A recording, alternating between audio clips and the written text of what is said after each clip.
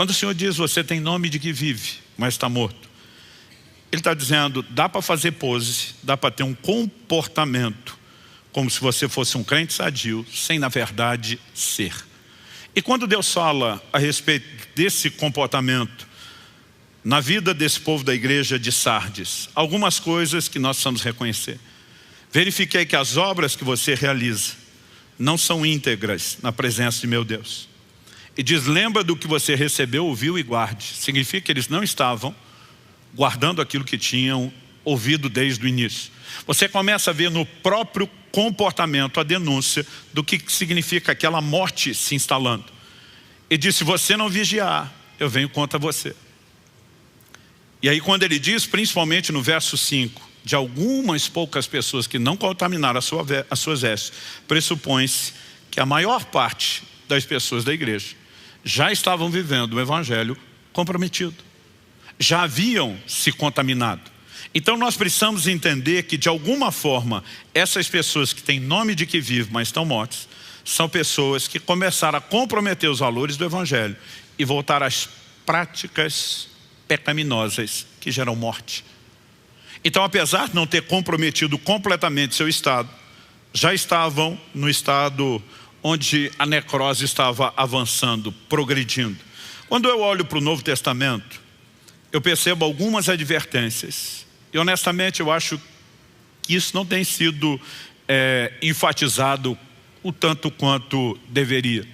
Né? Cada vez menos nós ouvimos mensagens sobre quebrantamento, sobre autonegação, sobre morrer para si mesmo. Quase que o tempo todo o encorajamento é apenas Deus quer que você seja feliz, como se felicidade se resumisse mera e exclusivamente a questões terrenas.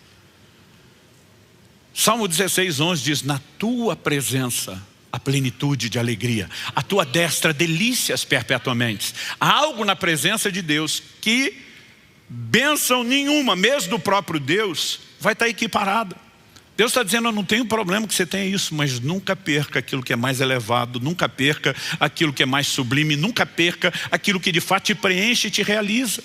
Aí você olha para a história e você vê cristãos que não tinham nada, eram perseguidos e viviam profundamente realizados. Hoje em dia você vê crente que tem tudo e vive triste, deprimido, como se o evangelho não fosse bom o suficiente, quando ele não percebe que o foco daquilo que ele está buscando é que está distorcido.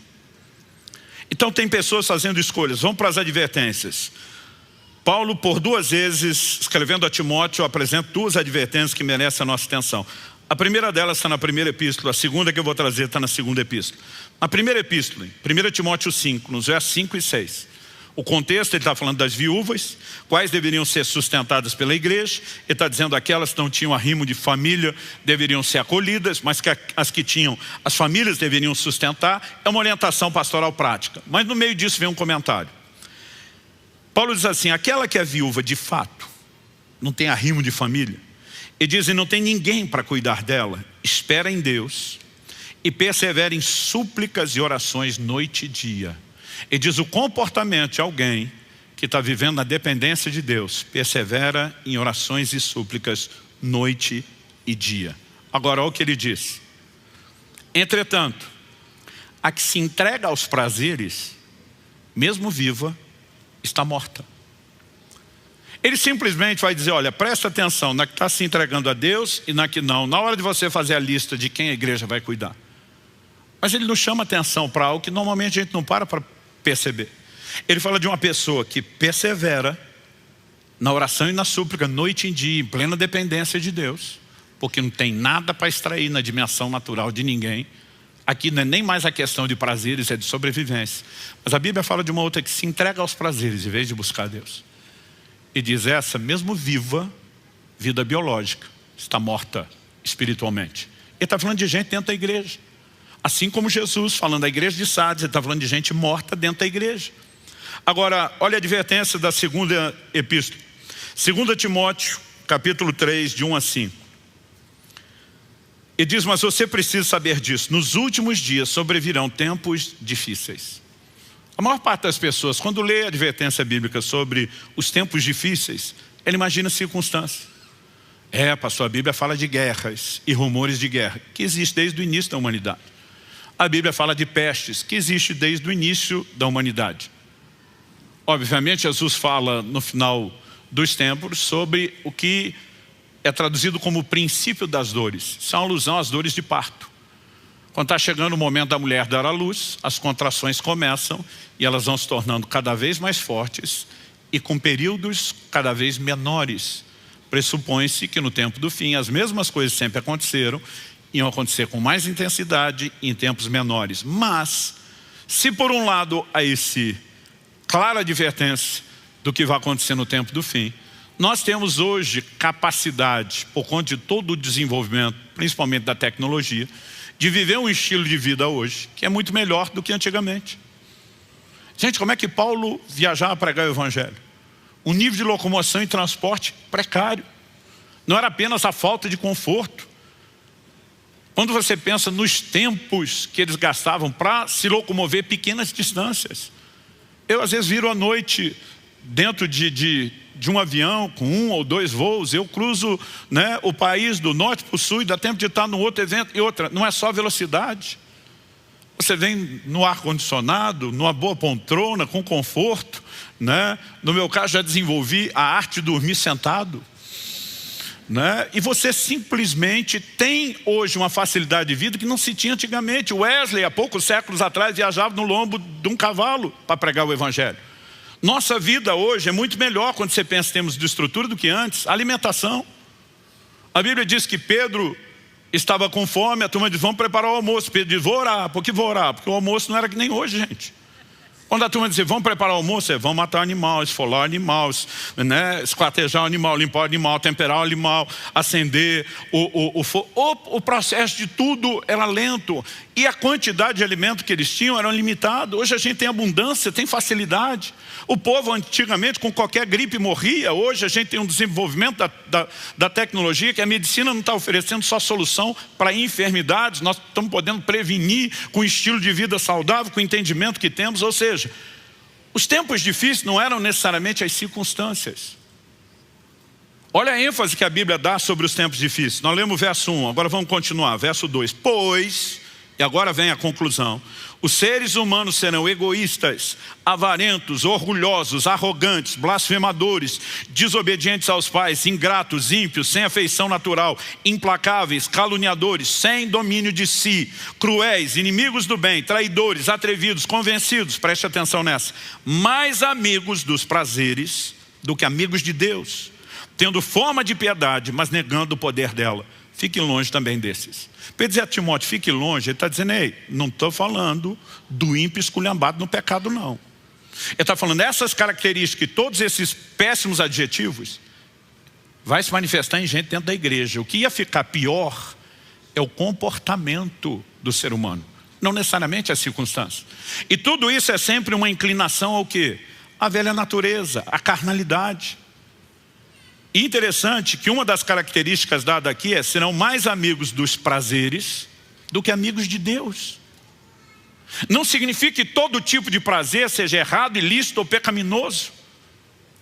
Mas essa paixão absurda, essa entrega o tempo todo por aquilo que é prazeroso no nível carnal, tem nos custado mais do que a gente imagina, tem impedido a transformação.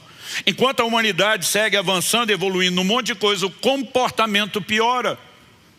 Alguns dizem, não, os bárbaros de antigamente não tinham educação. Nós temos como nunca houve, o comportamento humano segue piorando.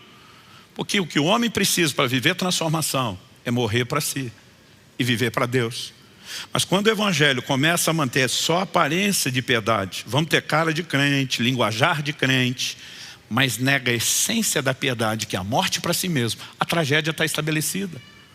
Agora, quando você pensa a frase, mais amigos dos prazeres do que de Deus, eu repito o que eu falei antes, Deus não está em momento algum dizendo que nós não podemos ser prazeres.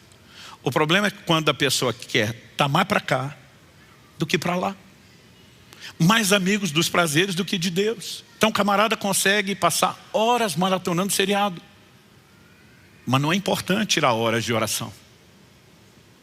Ele consegue passar horas se divertindo, mas não consegue gastar horas na palavra de Deus. É importante unir e festejar, e gente, vai chegando o fim do ano, a gente tem desculpa comer, comer, comer e comer cada vez mais. Mas a arte bíblica do jejum vem se tornando cada vez mais ignorada e esquecida. Porque nós estamos hoje obcecados por todo tipo de prazer, mas muito pouco obcecados por Deus.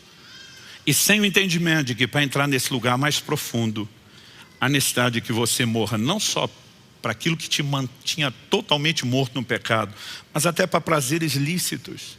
Por exemplo, o apóstolo Paulo escreve em 1 Coríntios 7, ele começa nos primeiros versículos dizendo que o casal cristão deve manter uma vida de intimidade física regular, frequente. Eu sempre brinco que ele está dizendo que tem que ter avivamento nessa área também. Mas quando chega o verso 5, ele diz assim, não vos priveis um ao outro. Não se neguem em relação à intimidade. Ele diz, a não ser. Aí vem a única exceção. Ele diz, por mútuo consentimento, por um pequeno período de tempo, para vos dedicardes à oração. Ele não está dizendo que para o casal cristão orar não pode ter intimidade. Mas quando ele fala de dedicar, ele está falando, se você quer mergulhar num lugar profundo da oração, às vezes você precisa dar uma pausa nos outros deleites, porque eles te desligam. Em agosto do ano passado, eu estava num desses períodos de jejuns prolongados que eu tenho decidido a manter frequente na minha vida. E um homem de Deus, eu diria que é um dos gigantes espirituais da nossa nação. A gente estava num evento junto, e como eram alguns dias juntos, eu não conseguia esconder dele, estava jejuando. Quando nos mandaram buscar no aeroporto, ele nos chamou para o almoço, falei, olha, eu posso sentar, mas não estou comendo hoje. Não, então deixa quieto, vai para o hotel. À noite nós comemos. Eu falei, olha, à noite eu também não vou estar comendo. Ele falou, então depois a gente combina. Aí estávamos no evento à noite, ele falou, amanhã vamos tomar o café da manhã junto. Eu falei, olha, eu sento com vocês, mas eu ainda não estou comendo. Ele olhou para mim e falou, você vai comer quando? Eu falei, olha, na verdade nós não vamos comer. Eu posso sentar, posso conversar com vocês. Ele falou, então pelo jeito você está num jejum prolongado. Eu falei, estou. Ele falou, não quero ser invasivo. Quantos dias você já está? Eu falei, bastante. Ele falou, quanto tempo vai? Eu falei, vai longe. Ele falou, Subirá, eu preciso te fazer uma pergunta. Ele falou, não quero ser invasivo.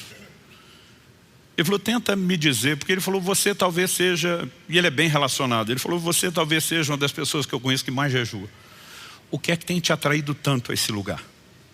Eu falei, pastor, se o senhor me perguntasse isso aos 18 anos de idade, minha resposta seria, eu quero poder, eu quero sobrenatural, eu quero ativar os milagres. Hoje, a minha resposta é outra. Eu falei, para explicá-la, eu vou te dar uma volta. Eu falei, algo interessante que acontece num jejum é a forma como o seu paladar vai ficando acurado pela própria limpeza, desintoxicação que o organismo passa. Então, por exemplo, quando você volta do jejum, ou mesmo se você provar alguma coisa no jejum, né? Café, por exemplo. Café sem açúcar, ele vai ficando doce. E a sensação que eu tenho é que mesmo o expresso sem nada de açúcar, ele é doce a ponto de ficar enjoativo. Aí eu falei para ele, isso é algo comum quando o seu corpo está passando por toda essa limpeza e desintoxicação, né? Então você volta de um jejum, as frutas são exageradamente doces. Mas de repente você olha um camarada jogando leite condensado na salada de fruta e dá vontade de voar no pescoço dele e gritar, ei, isso já é doce. Só que ele não sente mais o doce daquilo, porque o consumo regular dele de açúcar deixou ele tão intoxicado e comprometido que ele não percebe. Então ele precisa de uma outra coisa, porque o que está lá não está mais sendo percebido.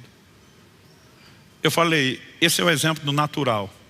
Espiritualmente, a sensação que eu tenho, que quanto mais a gente jejua, a gente se desintoxica dessas porcarias.